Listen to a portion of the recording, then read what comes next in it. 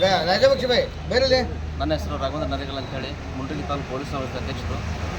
ಇಲ್ಲಿ ನಾವೆಲ್ಲರೂ ಧರ್ಮ ಮತ್ತು ಜಾತಿ ಇವೆಲ್ಲಗಳನ್ನು ಮೀರಿ ಎಲ್ಲರೂ ಕೂಡಿವಿಲ್ಲ. ಯಾಕಪ್ಪ ಅಂತಂದ್ರೆ ಭಾರತ ದೇಶ ಅನ್ನೋದೇನಂತಲ್ಲ ಸರ್ವ ಜನಾಂಗದ ಶಾಂತಿಯ ತೋಟ ಅನ್ನುವಂಥ ಒಂದು ನಿಟ್ಟಿನೊಳಗೆ ನಾವೆಲ್ಲ ಜಾತಿಯವರು ಒಂದು ಸಂತೋಷದಿಂದ ಬಾಳ್ತಾ ಇದ್ದೀವಿ ಅನ್ನೋವಂಥ ಭಾವನೆಗಳು ನಾವು ಇಟ್ಕೊಂಡು ಇಲ್ಲಿ ಬಾಳ್ತಾ ಇದ್ದೀವಿ. ಆ ನಿಟ್ಟಿನೊಳಗೆ ಇಲ್ಲಿ ತಮ್ಮ ವೈಯಕ್ತಿಕ ಹಿತಾಸಕ್ತಿಯಿಂದ ಇವತ್ತು ಭಾಳ ಖೇದ ಅನ್ನಿಸ್ತೈತಿ. ಒಬ್ಬ ರಾಜಕೀಯ ವ್ಯಕ್ತಿ ತನ್ನನ್ನು ತಾನು ಗುರುತಿಸಿಕೊಂಡು ಆ ಒಂದು ಕುಟುಂಬದಿಂದ ಬಂದಂಥ ರಮೇಶ್ ಕತ್ತಿಯವರು ಒಬ್ಬ ವ್ಯಕ್ತಿಗೆ, ಯಾಕಂದರೆ ಈಗ ಉತ್ತರ ಕರ್ನಾಟಕದ ಒಂದು ಭಾಗದೊಳಗೆ ಪ್ರಭಾವಿ ನಾಯಕರು ಸತೀಶ್ ಜಾರಕಿಹೊಳಿ ಅವರು ಕೇವಲ ಒಂದು ಸಮಾಜಕ್ಕಷ್ಟೇ ಸೀಮಿತ ಅಲ್ಲದೆ ಪ್ರತಿಯೊಂದು ಸಮಾಜಕ್ಕೂ ಸಹಿತ ಅವರು ನಾಯಕರಾಗಿ ಹೊರಹೊಮ್ಮಿದ್ದಾರೆ. ಅಂಥ ವ್ಯಕ್ತಿ ಮೇಲೆ ಈಗ ವ್ಯಕ್ತಿಗತವಾಗಿ ಮಾತಾಡಿದರೆ ಆ ಒಂದು ವಿಷಯ ಬೇರೆ ಇತ್ತು. ಆದರೆ ಸಮಾಜ ಅಂತಂತ ಬಂದಾಗ ವ್ಯಕ್ತಿಗಿಂತ ಹೆಚ್ಚಾಗ್ತದೆ. ಸಮಾಜ ಅಂತ ಬಂದಾಗ ಆ ಒಂದು ನಿಟ್ಟಿನೊಳಗೆ ಸಮಾಜವನ್ನೇ ಅಲ್ಲಗಳೆದು ಸಮಾಜಕ್ಕೆ ಕೆಟ್ಟ ಪದಗಳನ್ನು ಉಪಯೋಗಿಸಿ ಮಾತನಾಡುವಂಥ ಪರಿಸ್ಥಿತಿ ಇವತ್ತು ದೇಶದೊಳಗೆ ನಿರ್ಮಾಣ ಆಗ್ತಾ ಇದೆ ಅಂತಂದ್ರೆ ಅದು ಕೇವಲ ನಾನು ಪಕ್ಷವನ್ನೇ ಹಿಡಿದು ಹೇಳ್ತೀನಿ, ಇಲ್ಲಿ BJPಯಿಂದ ಮಾತ್ರ ಸಾಧ್ಯ ಆಗುತ್ತದೆ. ಯಾಕಂದ್ರೆ ಮೊನ್ನೆ ತಾನೇ ಒಬ್ಬ BJP ನಾಯಕ ದಲಿತ ಸಮುದಾಯಗಳ ಬಗ್ಗೆ ಭಾಳ ಹೀನವಾಗಿ ಮಾತಾಡಿದರು. ಅದನ್ನೇ ಈಗ ಮತ್ತೊಂದು ಸಲ ಪುನರುಚ್ಚಾರ ಮಾಡಿದ್ದಾರೆ.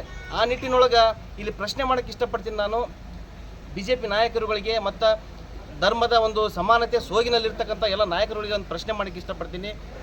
ನಿಮ್ಮ ಧರ್ಮ ಸಮಾನತೆಯ ಸೋಗನ್ನು ಬಿಡ್ರಿ, ಹೌದಾ? ಎಲ್ಲರೂ ಇಲ್ಲಿ ಏನಂತಲ್ಲ ಭಾರತ ಮಾತೆ ಮಕ್ಕಳು ಅನ್ನುವಂಥ ಭಾವನೆಯಿಂದ ಎಲ್ಲರಿಗೂ ಬದುಕಲಿಕ್ಕಿಲ್ಲ ಅವಕಾಶ ಐತಿ. ಯಾರನ್ನೂ ಸಹಿತ ಕೆಟ್ಟ ಮತ್ತು ತುಚ್ಛ ಪದಗಳಿಂದ ನಿಂದನೆ ಮಾಡಿ ನೀವು ಪಡೆಯುವಂಥದ್ದಾದರೂ ಏನಿದೆ ಇಲ್ಲಿ, ಹೌದಾ? ನೀವು ಪಡೆಯುವಂಥದ್ದಾದರೂ ಏನಿದೆ? ಕೊನೆಗೆ ಎಲ್ಲರೂ ಸೇರಬೇಕಾಗಿದ್ದು ಒಂದೇ ಜಾಗಕ್ಕೆ. ಆ ನಿಟ್ಟಿನೊಳಗೆ ಜಾತಿ ನಿಂದನೆ ಭಾಳ ಅಪೇಕ್ಷಾರ್ಹ.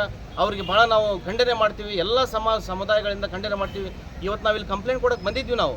ಆದರೆ ಕಾನೂನಿನೊಳಗೆ ಏನೈತಿ, ಒಂದೇ ವಿಷಯಕ್ಕೆ ಒಂದೇ ವ್ಯಕ್ತಿ ಮೇಲೆ ಪದೇ FIRಗಳಾಗ್ಬಾರ್ದು ಅನ್ನುವಂಥ ಒಂದು ಕಾನೂನಾತ್ಮಕ ಒಂದು ವಿಷಯ ಇರೋ ಕಾರಣದಿಂದ ನಾವೆಲ್ಲರೂ ಸಹಿತ ಒಂದು ಮನವಿ ರೂಪದಲ್ಲಿ ಕೊಟ್ಟು ಇಲ್ಲಿ ಪೊಲೀಸ್ ನಿರೀಕ್ಷಕರಿಗೆ ನಾವು ಮನವಿ ಏನು ಮಾಡಿಪ್ಪ ಅಂತಂದ್ರೆ ಆ ಒಂದು ಬೆಳಗಾವಿ ಕ್ಯಾಂಪಲ್ಲಿ ಏನು FIR ಆಗಿತ್ತಲ್ಲ ಆ ವಿಷಯ, ಆ ಒಂದು ಡೆವಲಪ್ಮೆಂಟ್ ಏನೈತಲ್ಲ ಪ್ರತಿಯೊಂದು ಇನ್ವೆಸ್ಟಿಗೇಷನ್ನ ಎಲ್ಲ ಮಾಹಿತಿಗಳು ಸಹಿತ ಮುಂಡ್ರಿಗಿ ವಾಲ್ಮೀಕಿ ಸಮಾಜಕ್ಕೆ ತಲುಪಬೇಕು. ಆ ನಿಟ್ಟಿನೊಳಗೆ ಕಾಗದ ರೂಪದಲ್ಲೇ ತಲುಪಬೇಕಂತೇಳಿ ನಾವೆಲ್ಲರೂ ಮನವಿ ಮಾಡೀವಿ.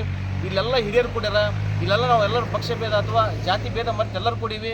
ಯಾವ ವ್ಯಕ್ತಿ ಜಾತಿ ನಿಂದನೆಯನ್ನು ಮಾಡಿ ಬದುಕಬಹುದು ಅಂತ ತಿಳ್ಕೊಂಡಿರ್ತಾನಲ್ಲ ಆ ವ್ಯಕ್ತಿಗೆ ರಮೇಶ್ ಕತ್ತಿಯ ಒಂದು ಏನೈತಲ್ಲ ಶಿಕ್ಷೆ, ರಮೇಶ್ ಕತ್ತಿಗೆ ಸಿಗುವಂಥ ಒಂದು ಪ್ರಾಯಶ್ಚಿತ್ತ ಐತಲ್ಲ ಪಾಠ ಆಗ್ಬೇಕಂತೇಳಿ ನಾನು ಹೇಳ್ತೀನಿ. ಇದನ್ನು ಭಾಳ ಗಂಭೀರವಾಗಿ ಸರ್ಕಾರ, ಯಾಕಂದರೆ ಭಾಳ ಗಂಭೀರ ತೊಗೊಲಿಕ್ಕಂತಂದ್ರೆ ನಾನು ಮಾತಾಡಿ ಸಹಿತ ನಾನು ಬದುಕಬಲ್ಲೆ ಅನ್ನುವಂಥ ಭಾವನೆ ಇರ್ತಕ್ಕಂಥ ವ್ಯಕ್ತಿಗಳು ಮುಂದೆ ಇನ್ನೊಂದು ಕೃತ್ಯವನ್ನು ಮಾಡ್ತಾರೆ.